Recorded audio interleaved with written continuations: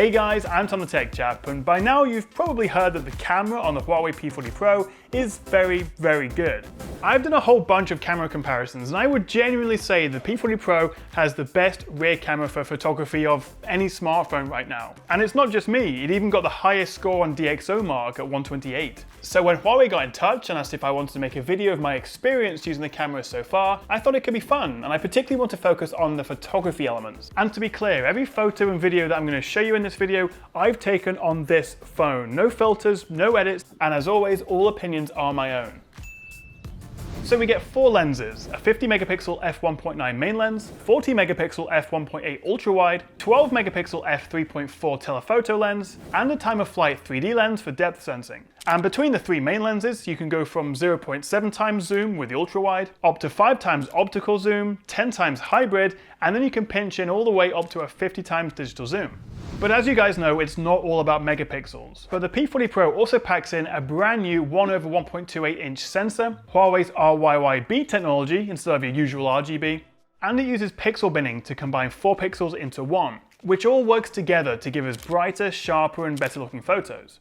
For me at least, a big part of having a good camera on my phone is that I can just whip it out, as they say, and point and shoot and take a good photo without, grabbing my DSLR and making a whole meal of it. And the truth is, with the P40 Pro, it is just as simple as opening the camera app and tapping the shutter button. The camera's master AI automatically optimizes the settings based on scene and object recognition. Blue skies, greenery, flowers, pets, stage performances, text, even portraits. So you don't have to jump between different modes. If it detects a face, it'll switch automatically so you get that nice bokeh blur. Now to be fair, a lot of this isn't new, but Huawei keeps improving the AI, and together with the new camera hardware, it means the P40 Pro is one of the best point and shoots you can buy.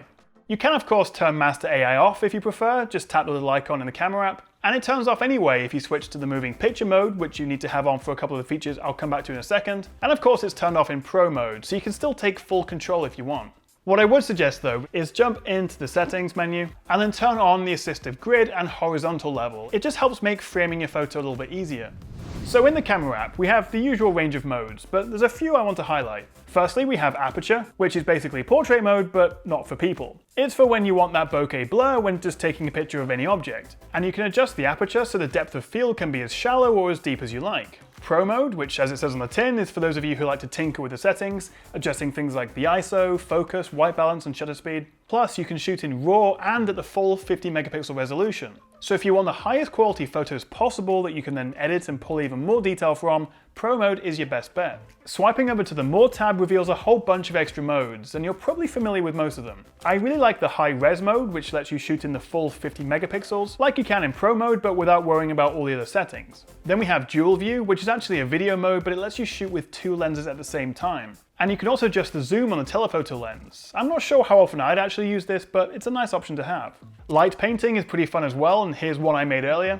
We've also got slow motion, and while yes it is another video mode and I'm mainly focusing on photography here, I just had to show you this. I was just playing around with slow-mo on my walk yesterday and I managed to get this shot. I know it's a touch out of focus, but it's incredible what smartphones can do these days. And this is at 960 FPS, but we can always take it to the next level of 7680 FPS, which basically makes the world stand still. Technically, it's interpolating frames from 1980 FPS, but still, that's the slowest slow motion you can get on a phone. And I'm expecting a call from the Planet Earth team asking me to help shoot the next series anytime now.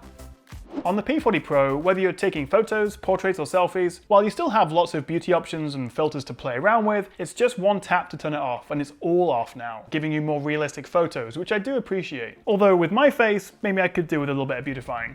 There's a couple more nifty things I want to show you, and it's part of Huawei's golden snap features for the camera. So 2 of these need moving picture to be turned on. And first up, there's AI Best Moment. So when you tap the shutter button, it actually records 2 seconds of 4K video. So that's 60 frames. And then it recommends the best few shots. You can see there's a little crown on what the AI thinks are the best ones for lighting and where it detects I'm not blinking. The second golden snap feature is remove passerby, and to avoid any unnecessary risk during this social distancing period, this is a clip from Huawei. And it's similar to AI Best Moment, but this time it'll suggest a photo but without anyone getting in the way or, photobombing you. Then we have remove reflection, and this is one of my favorite features, and I haven't seen it on any other phone. So for example, taking photos through Windows, you can just jump into the edit menu in the gallery app and tap remove reflection. How well it works varies and depends on the photo, but you can see it does make a difference. And I can't wait to try this next time I'm on a plane and there's an awesome view out the window. So far so good, but one of the real standouts of the P40 Pro's camera is how well it performs in low light. Really, it was Huawei who pioneered night modes in phones with the P20 Pro with its longer exposure. But what's really interesting about the P40 Pro is night mode isn't always better than just taking a normal photo and without waiting for a long exposure. I have to say, my experience with night mode has been a little bit inconsistent. For example, I'm taking 3 photos now. One regular photo, one with night mode and an 8-second exposure, and one night mode on a tripod with a 45-second exposure. But bizarrely, the longest exposure is the darkest and least detailed. In some examples, I've also noticed the regular photo mode taking a great low light shot, but then a night mode with a 5 or 10-second exposure adds a huge amount of noise and doesn't really improve the photo. However, in other situations, I found night mode worked well. I couldn't even see my shoes in real life, but night mode definitely picked up more detail. And in the case of this flower photo, the night mode shot is brighter and we get more natural colors. It's a similar story with this baseball. To be honest though, while the inconsistency can be a little bit frustrating sometimes, I think the P40 Pro handles low light better than any other phone in its regular photo mode, which is probably what we'll be using most of the time anyway. It's fun to play around with though, and generally in low light I'll take both a regular and a night mode shot anyway, as they'll often come out quite differently.